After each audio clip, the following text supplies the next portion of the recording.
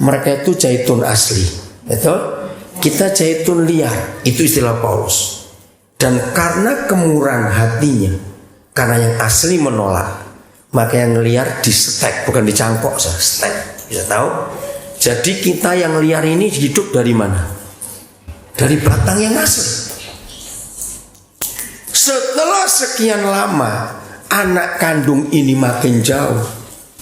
Nah, maka orang tua angkat kita ini ngomong, ini ayat.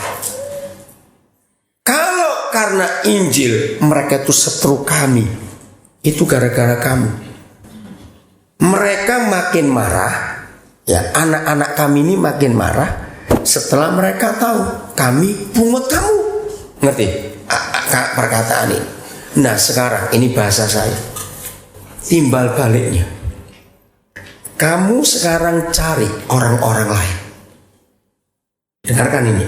Kamu sekarang cari orang-orang lain yang dulu seperti kamu, cepat masukkan, ngerti, kepada keselamatan ini.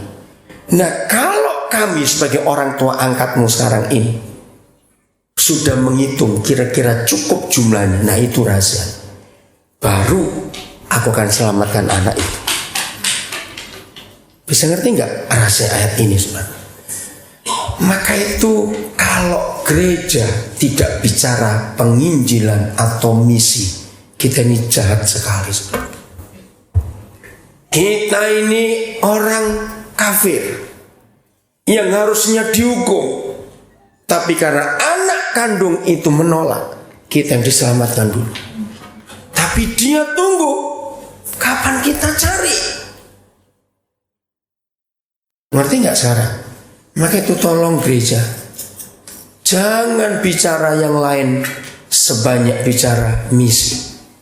Misi jangan berkata yang jauh-jauh, yang dekat-dekat di rumah kita.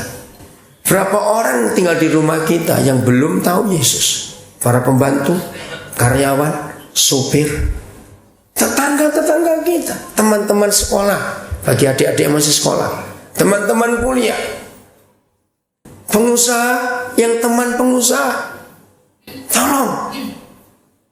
Maka itu sampai hari ini saya nggak akan berhenti.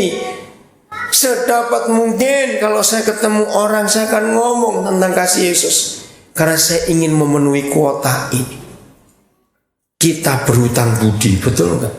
Maka itu Paulus berkata, aku berhutang. Di Roma 1 ayat 14 Paulus berkata, aku ini berhutang, baik kepada orang Yahudi maupun kepada orang Yunani dan bangsa-bangsa lain. Kenapa Paulus berkata berhutang? Ya karena ini. Maka itu kalau saudara nggak pernah merasa berhutang kepada Bapa di surga, kita salah. Nah, saya mau berikan satu kalimat, gini gampangnya, ya.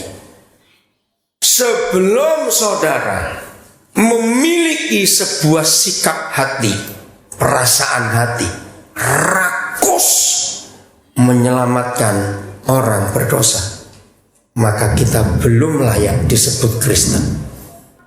Tahu kata rakus?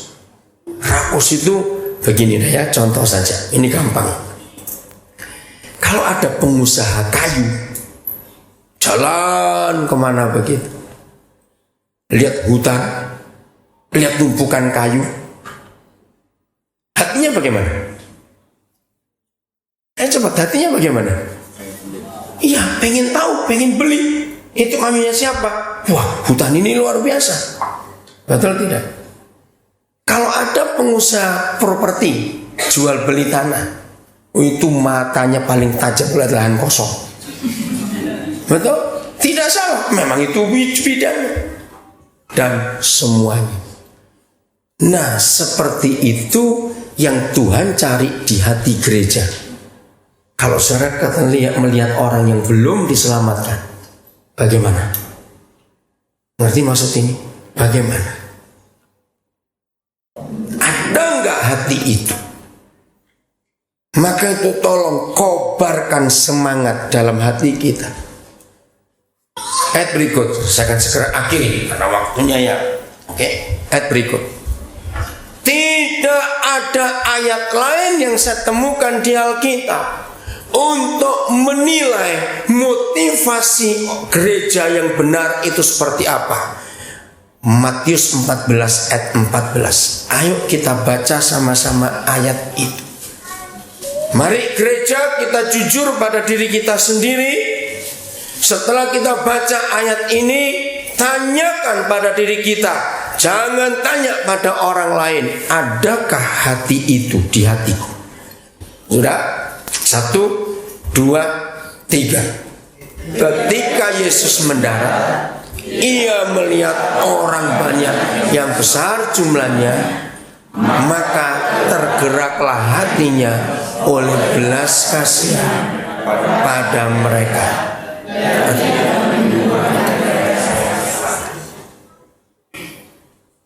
Jangan saudara sombong dan jangan pura-pura. Ingat, Tuhan benci orang munafik. Jujur ya, dalam hati jawab, jangan lewat mulut. Motivasi orang Kristen yang benar, ini ayatnya. Tiap kali kita lihat orang, nggak usah orang banyak lah, pokoknya orang. Sesepi-sepinya Kalimantan, tetap ramai nggak orang? Tetap ada. Sesepi-sepinya kampung secara kunjungi di pedalaman sekalipun, tetap sehari bisa ketemu 50 orang, bisa tidak?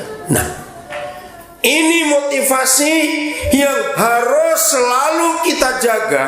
Dari pagi kita bangun sampai kita tidur malam, kita sibuk urus apa saja, kuliah, sekolah, yang SMP, SMA, karyawan, pengusaha, siapapun kita, hamba-hamba Tuhan. Selalu tanya, ada enggak perasaan belas kasihan? Kalau kita ngelihat orang, munculnya apa? Kalau saudara melihat orang berdosa nggak punya perasaan itu, maaf, kita belum Kristen. Harus selalu rindu. Mungkin kita belum sempat ngomong pada orang itu tentang Yesus, nggak apa-apa. Dan nggak harus nyebut nama Yesus, nggak harus. Pokoknya kita nyatakan kasih kepada mereka. Karena bicara kasih pasti bicara Yesus. Saya beri bukti yang terakhir bulan Mei, saudara. Ada fakta yang luar biasa. Saya pergi dengan 2 pengusaha dan salah seorang anak kami dari Makassar. Kami berempat di suatu kota. Saya kenal kota itu karena dari tahun 70-an saya sudah pelayanan ke kota itu. Nah, pagi itu ada seminar jam 9. Kami nginep di suatu hotel. Saya bilang pada anak saya, cepat cari becak 2, karena kota itu ada becak. Pengusaha ini kaget, masa nggak dijemput? Saya sengaja, karena saya mau berkati tukang becak hari ini. Saudara, itu hati saya. Maka itu sampai hari ini sebagai konsep ayat itu, saya tidak akan pernah beli mobil seumur hidup saya, walaupun saya bisa beli. Kenapa saya nggak mau beli mobil pribadi? Saya lebih senang naik kendaraan umum, supaya saya bisa menyatakan Yesus kepada semua orang di kendaraan umum itu. Jadi banyak orang merasa aneh. Maaf ya, saya cuma ngomong, pendeta di Indonesia sekelas saya nggak punya mobil itu aneh. Saya lebih senang beli rumah daripada beli mobil. Karena rumah yang saya beli, saya bisa nampung banyak orang. Dan Tuhan berkati saya cuma ceritanya, jangan mikir apa-apa. Di tangan saya lebih 50 sertifikat rumah, dan Tuhan berkati luar biasa. Dan tidak satu pun pakai nama saya. Di banyak kota saya beli rumah untuk orang-orang tinggal, khususnya lulusan-lulusan penjara tahu. Karena ayat ini. Akhirnya kami naik becak. Di kota itu saya kenal warung nasi kuning, enak sekali. Dari ibunya sampai meninggal sekarang anaknya, jadi saya kenal betul. Becak datang, kami naik.